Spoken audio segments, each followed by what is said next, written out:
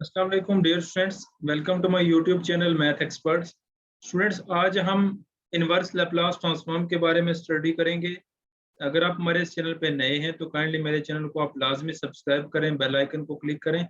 और इसके साथ साथ अगर आपका कोई क्वेश्चन मुश्किल है जो आप सॉल्व नहीं कर पा रहे हैं, आपको समझ नहीं आ रही है, आप हमें ईमेल के थ्रू सेंड कर सकते हैं, आप हमें कमेंट सेक्शन में बता सकते हैं। हम उसको सॉल्व करेंगे और आपको लिंक सेंड कर देंगे। फ्रेंड्स, आज का जो हमारा टॉपिक है वो इनवर्स लैप्लास ट्रांसफॉर्म है। तो इससे पहले आपको मैं थोड़ा सा ओवरव्यू दे देता हूँ कि इनवर्स लैप्लास ट्रांसफॉर्म है क्या। देखें स्टूडेंट्स, अगर मैं किसी फंक्शन का लैप्लास ट्रांसफॉर्म फाइंड आउट करता हूँ, Laplace of F of T, तो मेरे पास क्या आता है, एफ ऑफ एस आ जाता है। और एफ ऑफ एस को हम क्या बोलते हैं कि ये लैप्लास ट्रांसफॉर्म है एफ ऑफ टी का, कि जो फंक्शन हमने लिया था एफ ऑफ टी, उसका हमने लैप्लास ट्रांसफॉर्म अप्लाई कर दिया और वो किसके अंदर कन्वर्ट हो गया, एफ ऑफ एस के अंदर हो गया, कन्वर्ट हो गया। ठीक हो गया। अब यहाँ पे हमने क्या करना है कि अगर आपने ओरिजिनल फंक्शन गेन आउट करना है, तो ओरिजिनल फंक्शन गेन आउट करने के लिए हम क्या करेंगे, इसके ऊपर इनवर्स लैप्लास लगाएंगे। तो ये आ जाएगा एफ ऑफ टी। इसका मतलब है जब इनवर्स इसके ऊपर अप्लाई होगा तो लैप्लास और लैप्लास का इनवर्स कैंसिल आउट हो जाएगा, तो ये आ जाएगा inverse Laplace of F of S. ठीक हो गया। अब जब हम किसी डिफरेंशियल इक्वेशन का सॉल्यूशन फाइंड आउट कर रहे होते हैं, तो डेफिनेटली जब उसके ऊपर हम लैप्लास ट्रांसफॉर्म अप्लाई करते हैं तो हमें एक ट्रांसफॉर्म शेप में सॉल्यूशन मिल जाता है। लेकिन हमें तो उस ओरिजिनल डिफरेंशियल इक्वेशन का सॉल्यूशन चाहिए होता है, तो इसलिए हमें लैप्लास ट्रांसफॉर्म एक इम्पॉर्टेंट चीज़ है।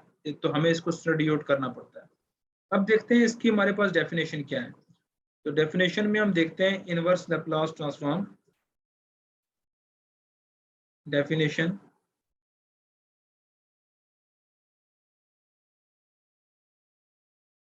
इनवर्स लैप्लास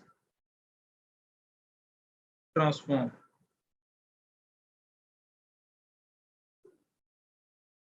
अब स्टूडेंट आप देखें, if F of S, if f of s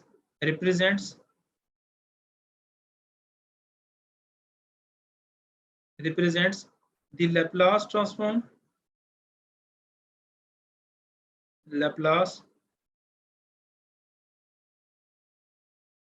transform of a function f of t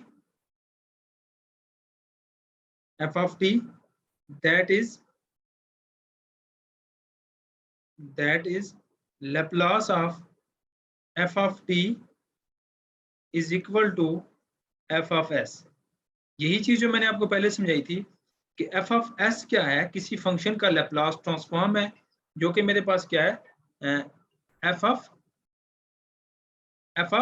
t है, कि फंक्शन हमारे पास था और उसके ऊपर हमने क्या कर लिया, लैप्लास ट्रांसफॉर्म अप्लाई कर लिया।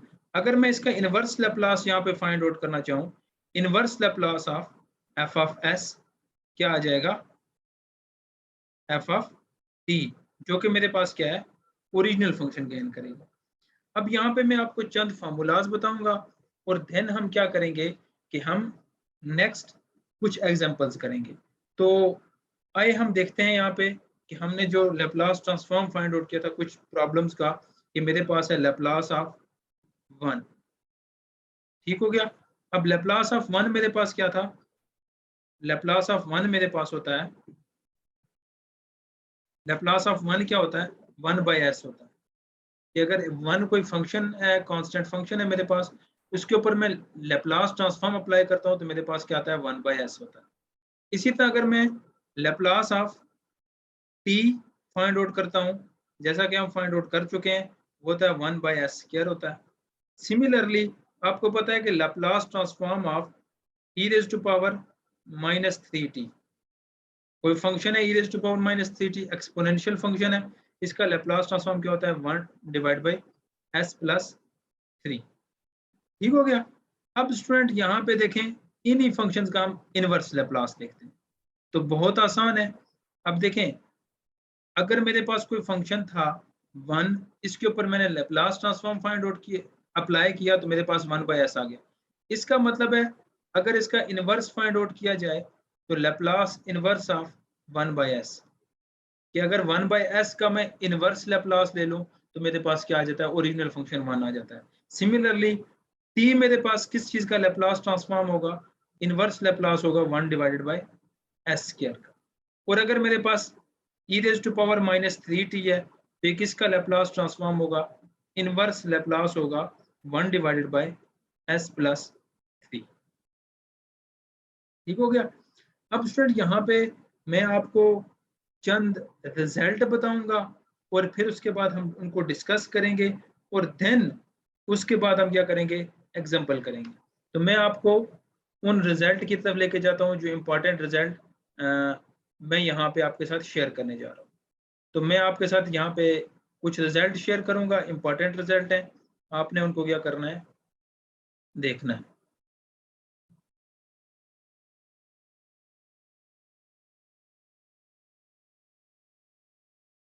स्टूडेंट ये रिजल्ट है।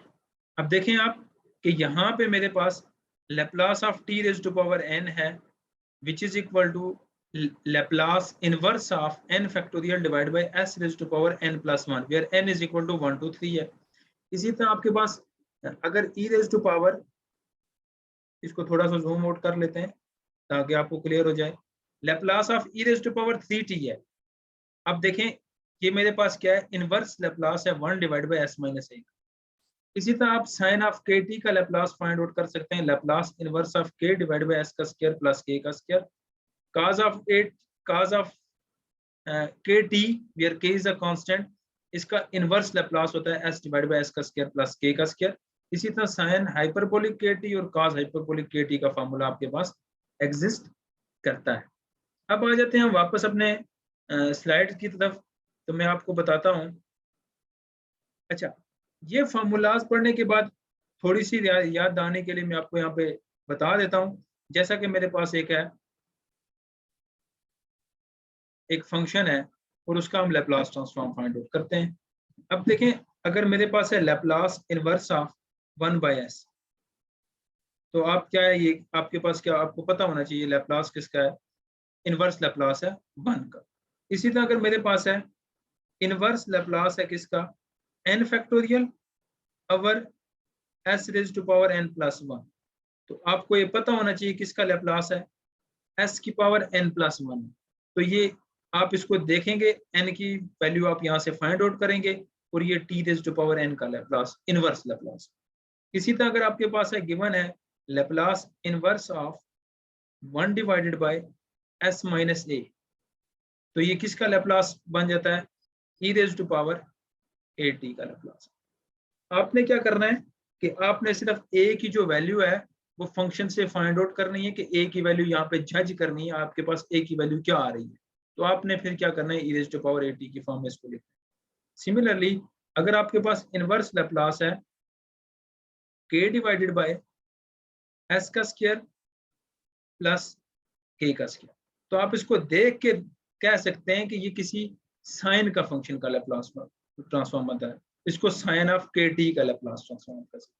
सिमिलरली कॉज के लिए हमने लिखा था फॉर्मूला, उसमें 1 डिवाइडेड बाय s का स्क्वायर प्लस a का स्क्वायर, नॉट 1 बल्कि यहाँ पे क्या होता है s होता है, s डिवाइड बाय s का स्क्वायर प्लस a का स्क्वायर। फिर आपके पास किसका बनता है, कॉज ऑफ के टी का लैप्लास ट्रांसफॉर्म। ये बहुत फार्मूलाज हम प्रूव भी कर चुके हैं पिछले स्लाइड लेक्चर्स के अंदर, हम इनको बहुत सारे क्वेश्चन के अंदर हम यूज भी कर चुके हैं। तो अब हम क्या करते हैं, इन्हीं फार्मूलाज की मदद से कुछ फंक्शन लेते हैं और उनका लैप्लास ट्रांसफॉर्म फाइंड आउट करते हैं।